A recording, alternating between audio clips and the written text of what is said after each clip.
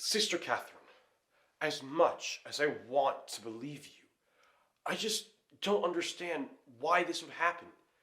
And to you in particular. I don't know why, Father Aladal, but I will tell you what she said as many times as it takes for you to believe me and do what the Blessed Virgin Mary has asked. And you are completely sure about this? It is not some sort of misunderstanding? The Virgin Mary told me in her very own words to get this medal struck. You need to believe me. But why would the Blessed Virgin Mary appear to you anyway? You're not exactly special. Oh, many times I asked Jesus to find someone else. Father, I don't know why she appeared to me in particular, but I am trusting in her plan for me and for the world.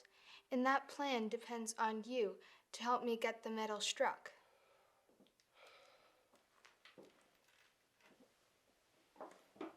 Perhaps I should visit the Archbishop at his residence. Monsignor Dukellen is going to ask questions about my penitent who has been favored with visions. Perhaps you should tell me everything about yourself, about your life. Start from the beginning. You want me to make a general confession, Father? No. Yes, a general confession. That and more. Tell me everything about yourself, about your life. Hide nothing from me. Of course, Father. Well, I was born on May 2nd, 1806. My mother preserved the memory that it was exactly 6 o'clock in the evening that I was born, while the bells of the Angelus honored our Blessed Mother. But my earliest memories, I remember quite vividly actually, were the happy times when my family made our annual trip to Saint Ali to spend a few weeks at Grandma's house.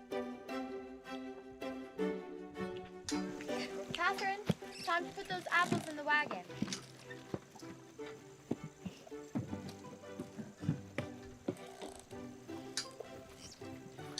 Tony, bring the kittens. Where are they? In the basket. Charles, did you put in the fishing rods? I did. Now, who wants to sit at the front of the wagon with me? Papa, s'il te plaît. Oh, please let me sit in the front. No, let me. We'll all get a turn in the front. Catherine will go first since she has been patient and not boisterous like the rest of you.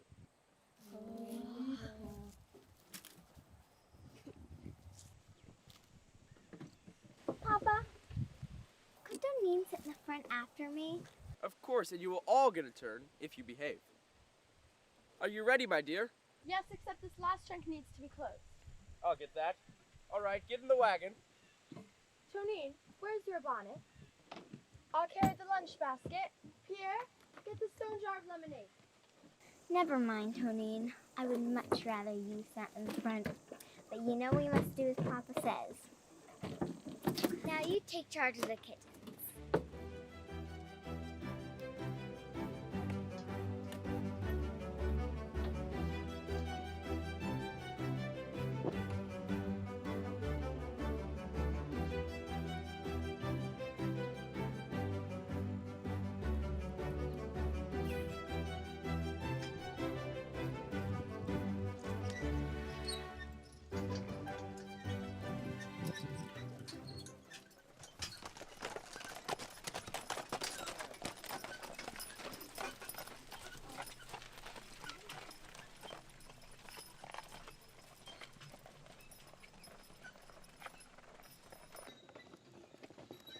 I think we could stop for a rest here. What do you think, Madeline? Yes, I think we should stop. The children are tired.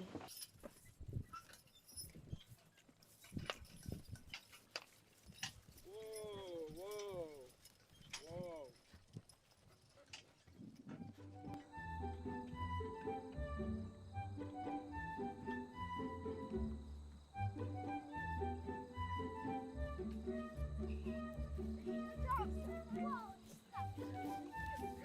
Let's go fishing.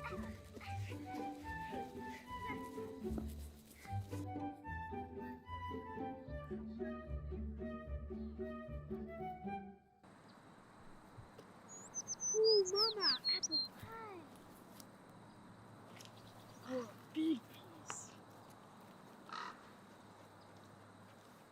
What are you reading, son? A book on chemistry, Papa. Antoine left it behind when he went to Paris. Good, good. Better to read a book than let it get musty.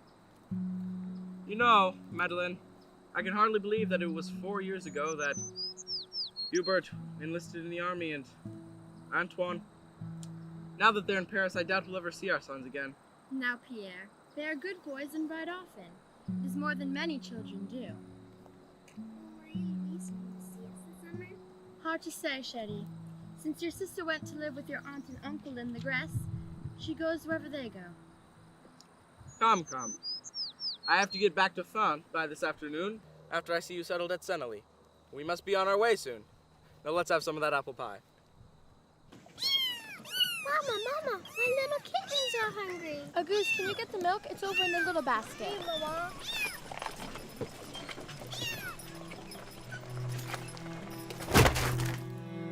Oh, he's still breathing. Oh, Virgin Mother, it's fainted. Who's dying? His legs. Both his legs are badly broken. We have to move him carefully. Charles, here, get some blankets. Auguste did not die, but his legs had been crushed by the wagon. He'd be unable to walk for the rest of his life. I did as much as I could to care for him and keep him happy.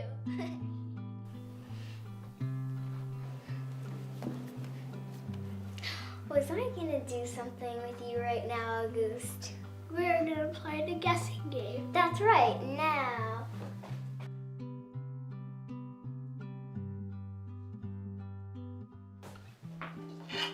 Yes, I am. Hello? Oh. Monsieur Robert. Auguste and I were inseparable. I also started helping my older brothers with their chores around the farm. Papa must have realized that I was old enough to have a responsibility of my own. Hello, Charles. Hello, Catherine. Hello, Papa.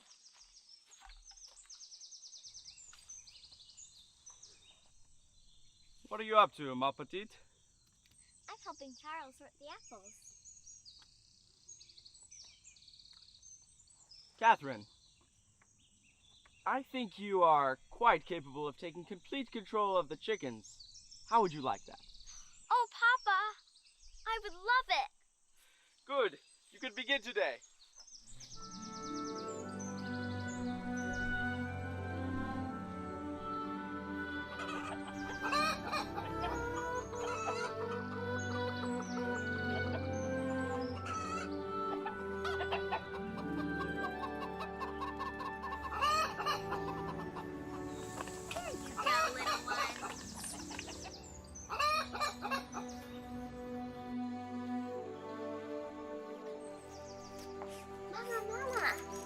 Chickens know me already. They come right over to me and eat from the pan I hold out.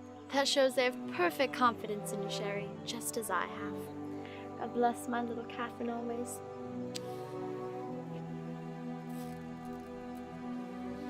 I had a very loving and close relationship with my mother.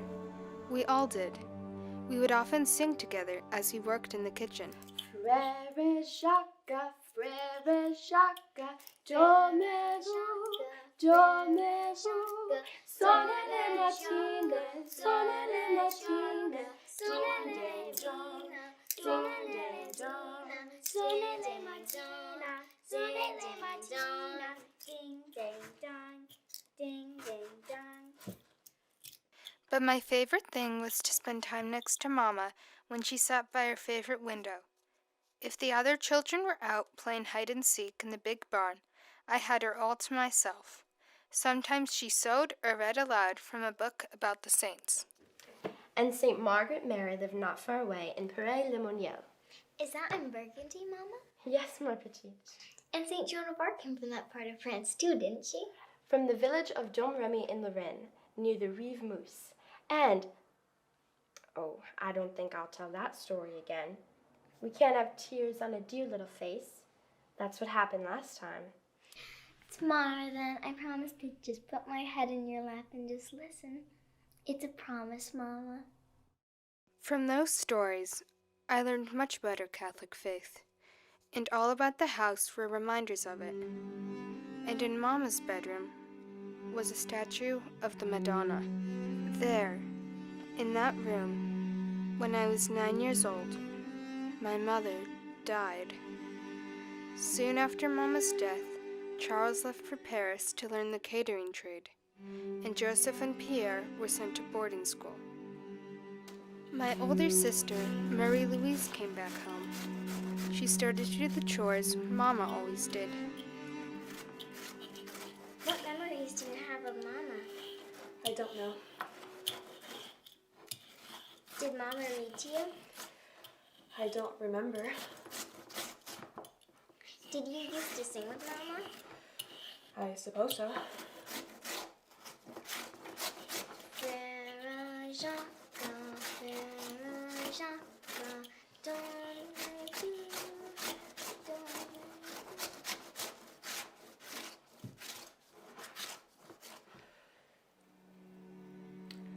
I'm sorry, Catherine.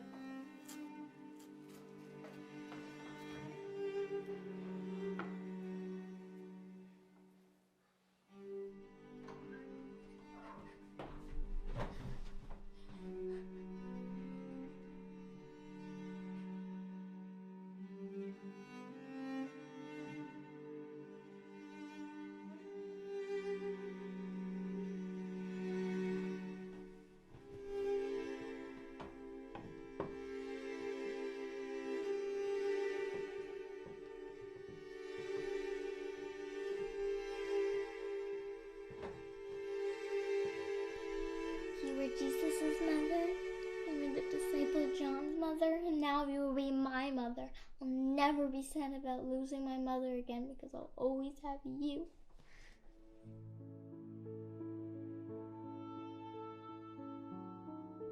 From that moment on, Mary was as real to me as anyone in my family. I talked with her about everything.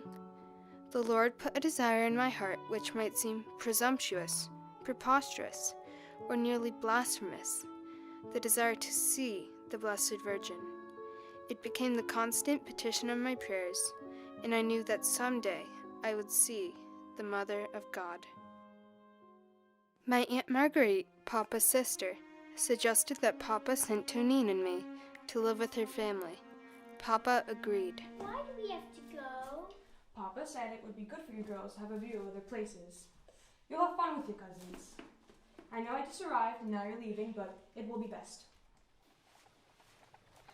I hear horses. And Marguerite is here already.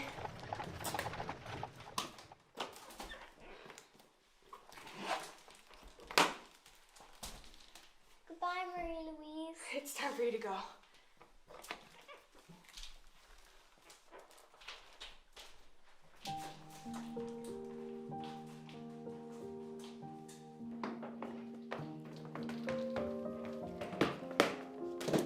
Bye, Papa. Bye. I miss you. Say the rest of your goodbyes. Aunt Marguerite needs to get back home quickly.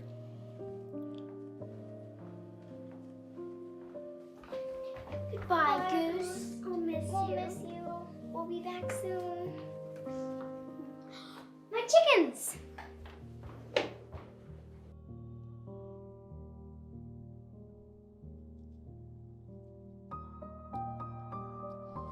Goodbye, my dears.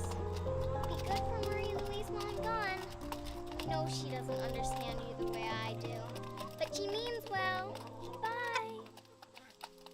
Life in Saint-Remy was comfortable and pleasant, not unlike our home had been when Mama was there. But our aunt and older cousins doted on us, and having been raised in the strict and precise household we left behind in Fay, I was unused to the indulgences lavished on us. Do you like some sugar in your tea? I miss my kittens. Mama, doesn't the Candyman come to town today? Why, yes, Celeste, he does. Why don't you go and get some candy? Hooray! Let's hurry before all the pink and green nougat ones are gone. Go and tell Papa. He will give you some money. Come on, Celeste. Let's go, Catherine and Tonine. Go on ahead, my dears, and enjoy yourselves.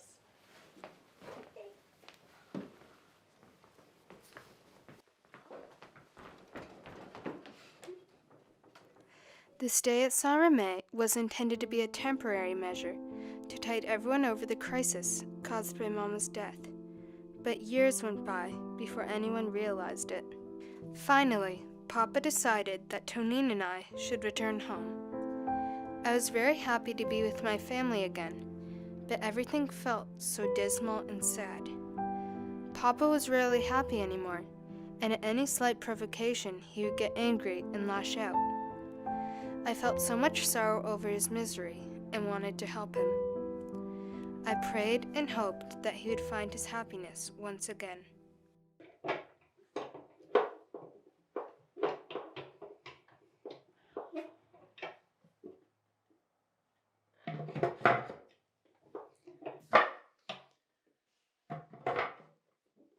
Catherine, do you miss being at Aunt and Uncle's house? It sounded like you had such a good time there, but here you have to do all this work and chores. Auguste, I'm grateful to be here with you, and I wouldn't want it any other way.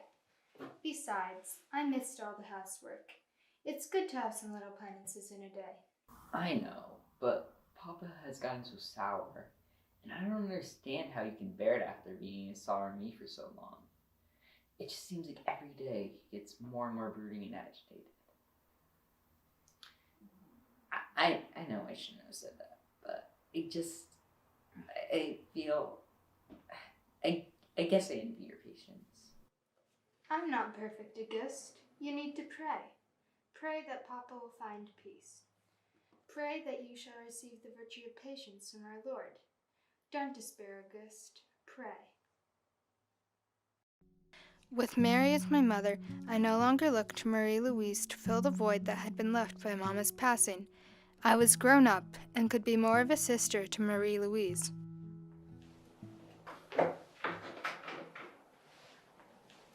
What are you looking at? Oh, nothing. I know what you're thinking. Oh, really? You have a vocation. What makes you think that? I know what you're looking at. It's the same every time. You're looking across the valley towards the chapel. You want to become a nun. How do you know that? I can sense the longing in your heart. It's the same longing I feel when I go to pray before the Madonna in Mama's old room.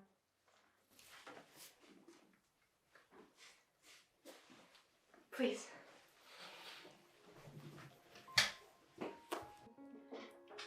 What do you think Papa would say about me joining the novitiate? We'll find out when we ask him. We? How else do you think Papa will find out how well Tonine and I can manage the household? While we were at Aunt Marguerite's house, I did most of the cooking. Well, So, Papa, I was thinking, Tonine and I can manage the house quite well. We've talked about it, and then Marie-Louise could enter the convent like she's always wanted to. Marie-Louise's trousseau has been ready for months. She's only waiting for your consent. but I tell you, it takes Marie-Louise almost all of her time to do these tasks with your help. Remember, with the farmhands, there are many more mouths to feed here than at Saint-Remy, and you are a little young. Well, my girls, you can try if you like. No harm done by trying. Oh, merci, merci. We won't disappoint you. Papa entrusted the household work to Tonine and myself to see how we could manage. And it wasn't long before Marie-Louise could leave for the convent. Papa, demanding as usual, was difficult to please. But once in a while, we saw a glimmer of the light-hearted Papa we once knew. I'm tired. Have you not been sleeping well? It's not that. I like to work hard and make Papa proud, but we have been working so hard lately. It has been hard. When we pour ourselves out for others, we must look to God to fill ourselves back up.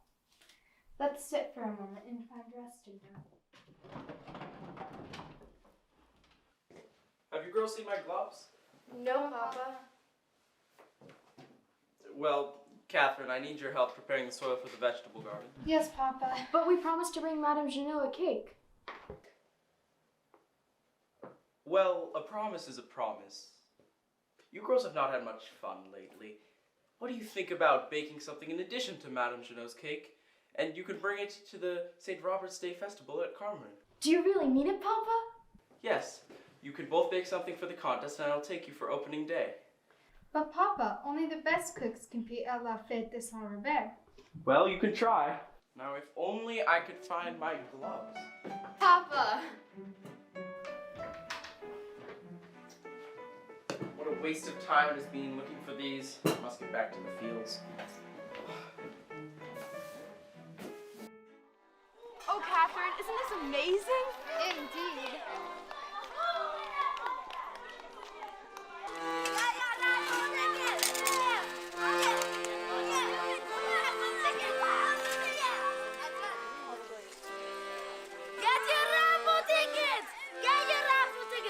Just one.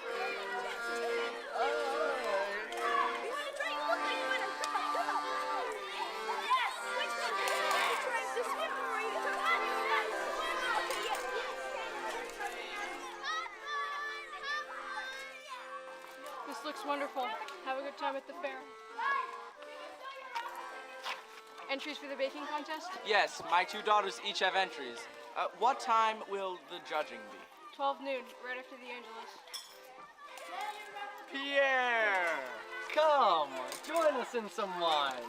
You girls go and have fun, but meet me back at the fountain at the Angelus. Yes, Papa.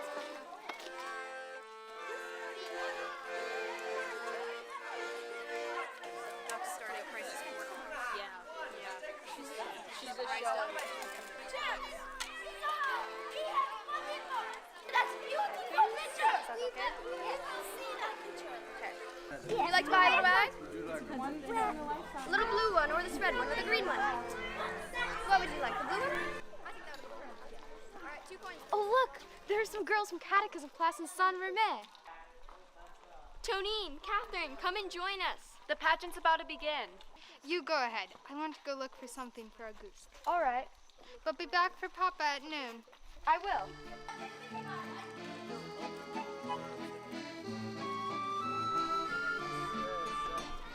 How much for this flute?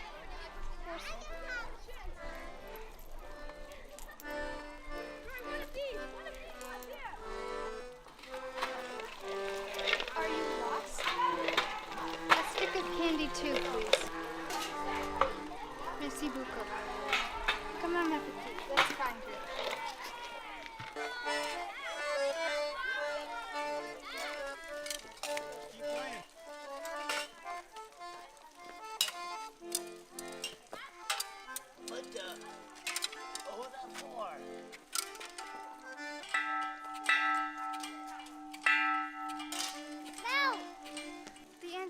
Oh, I'm late. The angel of the Lord declared unto Mary, and she is conceived by the Holy Spirit. Maurice! Maurice! Mama! Thank you so much for your kindness. He was crying because he was lost. I have to go. Bonjour. Bonjour. It looks like you need an amputation, no? Merci, no.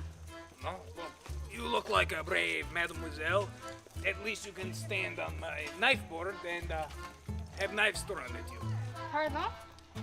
You know, you just stand there and the knives dunk all around you, boom, boom, boom, you know. Did you ever miss? Well, you know, it's a new act, just started this morning. Then there was that guy yesterday. He's missing an ear now, but... Merci, no. Oh, I'm so sorry. Would you like to buy one? You're late. I'm sorry, Papa. You would have won first place, but... But you weren't here.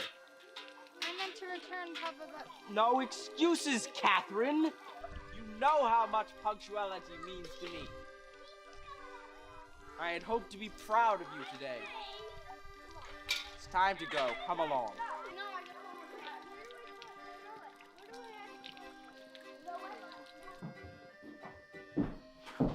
You're back! Oh, Auguste, I brought you something from the fair. Oh, thank you, Catherine, thank you. I can make a tune. Here, son, let me try.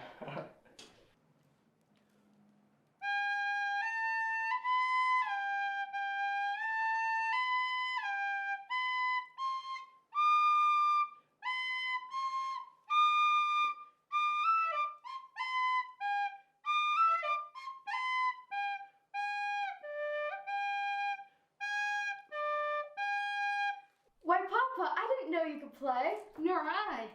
Well, that's the last surprise of the day. We'll have to work twice as hard tomorrow to make up for lost time. Just one more minute, Papa. I haven't given a goose my gift yet. Here it is. Oh, a picture book. Tonine and I could not read, but what tales we would weave to keep our little invalid happy. I'd seen many new things that day at the fair. I enjoyed them all, but more than ever I knew these things were not for me. I knew I had a calling to the religious life. Bonjour, Catherine. Bonjour, Jacques. I haven't seen you in a long time. Can I walk you home? It looks like you were just coming from my home.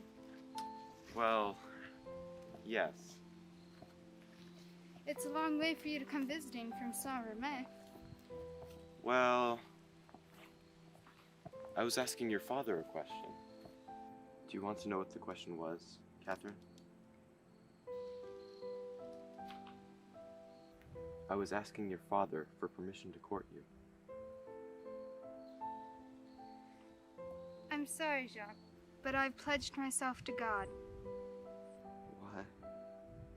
What does that mean? It means that you can't court me. I'm sorry, but I need to get back to my work. Give my greetings to your family in Saint-Romain. Goodbye, Jacques. Why, Catherine, was that Jacques Fontaine walking you home after he had already been here? Oui. I suppose he has to court you. Oui. Why don't you want to court him or any of your other admirers? I shall never marry. I am promised to Jesus Christ. Then you haven't changed. I haven't changed.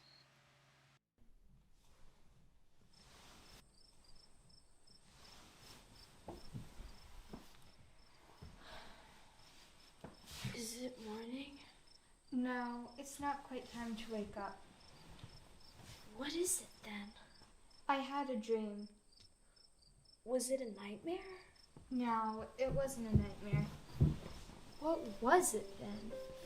I was sitting at my usual place in the chapel, but I was all alone. At the end of Mass, the priest turned around and looked directly at me, very seriously. Was it Monsignor de Bois? No, I don't know this priest, but I think that I shall never forget his face. Before entering the sacristy after Mass, he beckoned to me, and I felt afraid, and I left the chapel as quickly as I could. But as I got to the door, I felt a sudden pang, and I heard these words very clearly in my heart. It was the voice of the priest. Catherine, you flee from me now, but one day you will be glad to come to me. God has plans for you. Do not forget it. What does it mean? Are you afraid? I don't know what it means, but for some reason, I feel greatly happy. I had a calling to enter a novitiate. Tonine, always my confidant, was very supportive. After talking with the Blessed Mother, I finally had enough courage to ask Papa. No!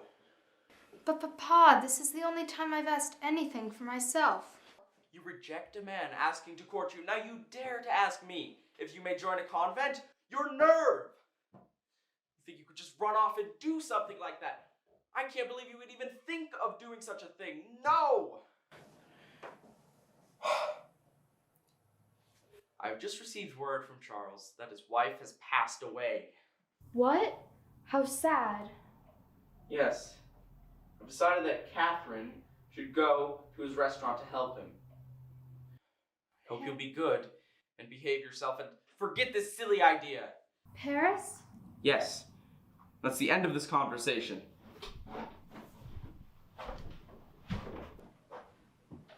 You're old enough now that you don't need Papa's permission. I know, but if it's God's will, Papa will give his consent. It is better to obey. Papa did send me to Paris. Though it was awful to leave home, to feel the warm welcome of an older brother in a crowd of strangers was an overwhelming joy. It had been 13 years since Charles had left Fin for Paris, but we knew each other at once. Charles's restaurant was not what I had expected. It was more like a hole in the wall, with its long table and wooden benches. Sometimes I wondered how I would go on. The men teased me non-stop. Watch this. I'll make that country mouse squeak.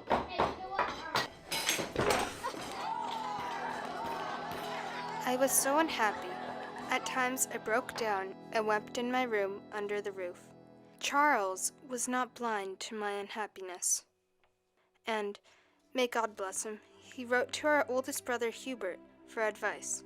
Hubert came immediately from his home in Châtillon-sur-Saône.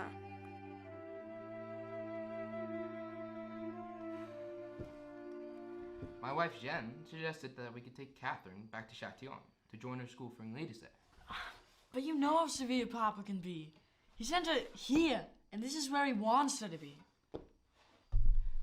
Catherine, let me look at you. You were so little when I saw you last. Why, Hubert, what a lovely surprise. So many gold buttons, such shiny epaulets, and a sword hanging from your belt. How good you look, Hubert. May God bless you. I brought a message from Jen, my wife. She wants you to stay with us at Châtillon. Join our school for young ladies there. We've plenty of room and a beautiful garden. Everything that you could wish for. But Papa, he will be so angry. Let's leave everything to Jen. Our sister-in-law is a very clever woman. She can get Papa's consent, if anyone can. I was very grateful to Jeanne and Hubert for welcoming me, but I was very nervous in my brother's house, and I feared I would break everything I touched.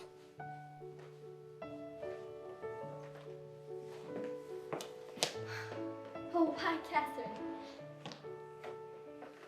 Why are you up? It is very early. Only some of the servants are up. I am sorry, Jean, for my odd behavior. I am so used to getting up early at the restaurant and at the farm. Oh, Catherine, don't be sorry. I understand. Our customs are very different here. I must go. I have a very early meeting.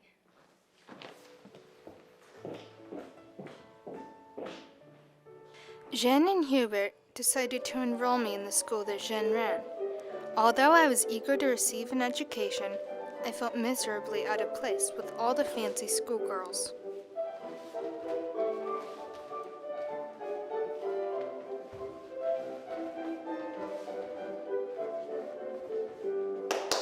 Now, girls, this pass of the quadrille begins with a chasse left, chasse right, releve, then curtsy. Excuse me, madame, what does chasse mean? She doesn't even know what a chasse is, and she's more than 20. Girls! Now, Faustine, would you please show Catherine what to do? Oui, madame. Now, let's fix your position. Lift your arms and turn out your feet.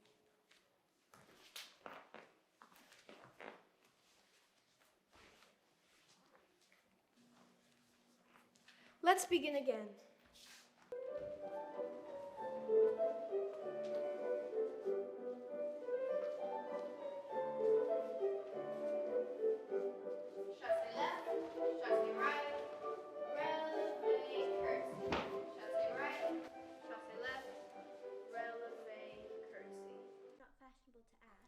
My sister-in-law, Jeanne Labouré, was a good woman.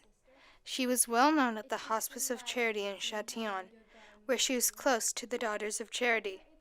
Sometimes she took me there with her and introduced me to some of the sisters.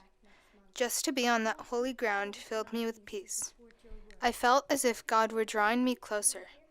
It was then that I learned more about my vocation. And give my greetings to Sister Marie Claire when she returns from her retreat. God has plans for you. Do not forget it.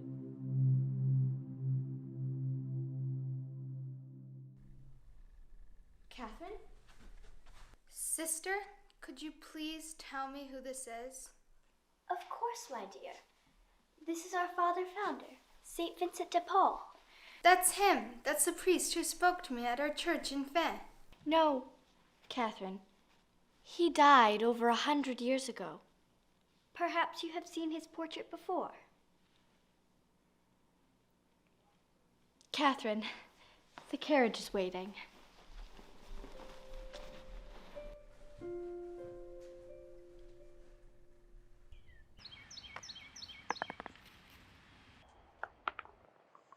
I must again, Auntie Catherine. Don't worry, Bernadette. I'll get it.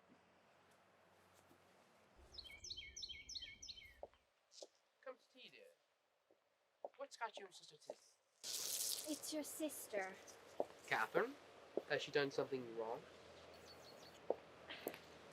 No. Well, yes. Hubert, your sister's not doing well here. She can't even dance. She ran out of dance class crying.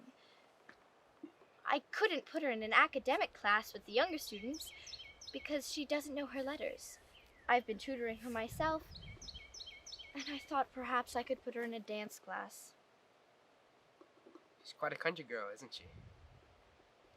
Hubert, you and Charles, Pierre, Antoine, and Mary Louise are all very well educated. Why not Catherine? The village only had a school for boys. But Mary Louise. Marie Louise was not raised in Faye, but by an aunt and uncle. Both your parents are very educated. Why did she not learn at home? Perhaps Mother didn't think it was that important. Catherine was only 9 when our mother died. Hubert, there is something else. Catherine has confided in me. She wants to join the Daughters of Charity, but I know that your father will not hear of her entering the convent. You have a way with people, Jeanne. Perhaps you can convince him. You are quite a determined woman. Catherine is determined too. I will write to your father.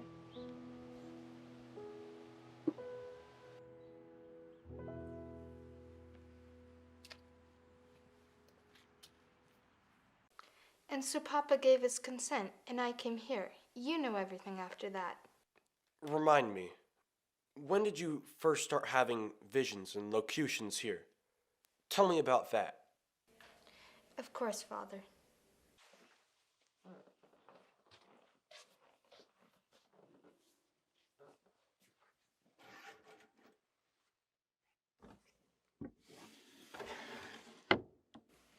Father Aladel, it's Sister Catherine.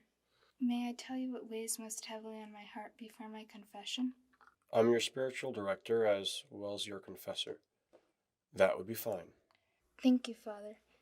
You know the relic of St. Vincent near St. Joseph's altar? Yes, of course I do.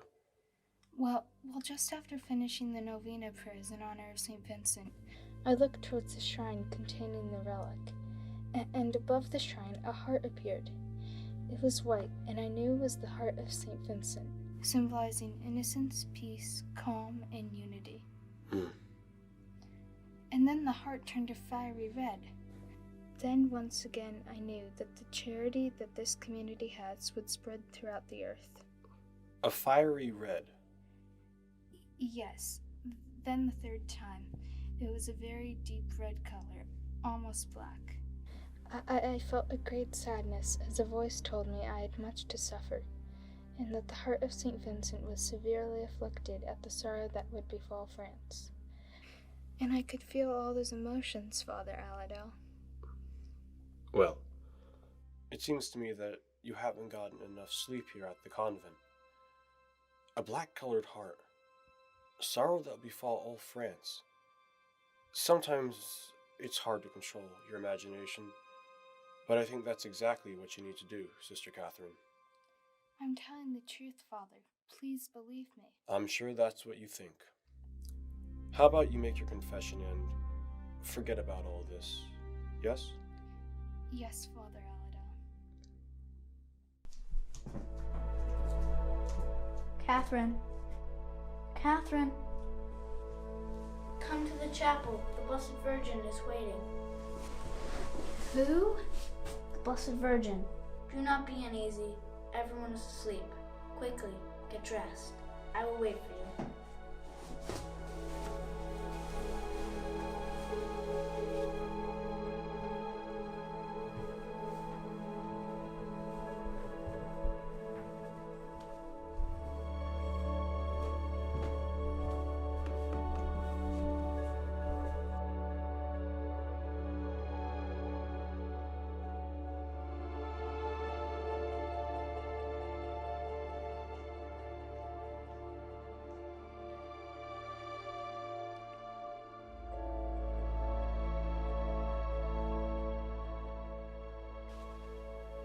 Here is the Blessed Virgin.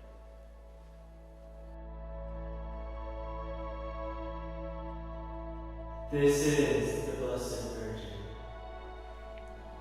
Oh, Mother.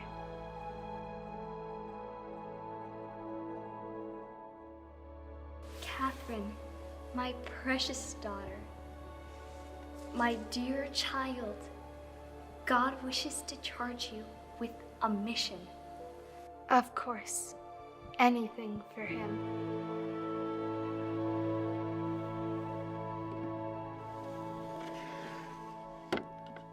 Father Aladal, it's Sister Catherine. Yes, Sister Catherine? I didn't know how else to speak with you privately. Is there something on your mind? Father, last night there was a child next to my bed, beckoning me to follow him. So I did, and he led me to the chapel. Then the Blessed Virgin Mary appeared. She was so beautiful and graceful, and she really felt like my mother. Being around her brought me such peace. I've never felt anything like it before. She told me that God wishes to charge me with a mission. And what is this mission? I don't know yet, but she said that I will suffer every kind of mistrust while I carry out this mission. But I will always have the comfort of knowing what God wants me to do. She said I should always give an account to you of what she tells me. What else did she say? She told me that there will be bad times to come. Misfortunes will come crashing down on France. The throne will be toppled. The whole world will be turned upside down by misfortunes of all kinds. But she also said graces will be poured out on those who ask for them with confidence and fervor. She said that you, Father Aladal, should know that Our Lady is grieved that the rules in our community are not being observed, and that you must do your utmost to re-establish the vigorous observance of the rule. Pure illusion. If you want to honor Our Lady, imitate her virtues, and beware of your imagination. My Lady. I have come to give you the mission I have promised.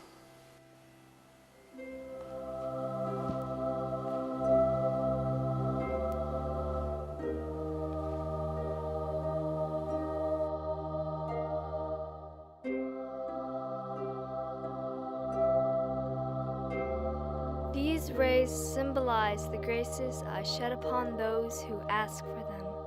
The gems, from which the rays do not fall, are the graces for which souls forget to ask. O Mary, conceived without sin, pray for us who have recourse to thee. Have a medal made after this model. All who wear it will receive great graces. Tell this to him who is charge of you. And so, Father, after the vision of the medal, our Blessed Mother appeared to me several more times, urging me to deliver the message. When again and again I failed to impress you, Our Lady appeared again, sometimes reproachfully or displeased that the medal had not been struck. I knew it was a direct message from heaven, a command from the Mother of God, and that you must listen. I told her, Father, to appear to someone else, because you would not believe me. And what did she answer? What did the lady say then? She said, "Never mind. He is my servant and would fear to displease me." Never mind. He is my servant and would fear to displease me.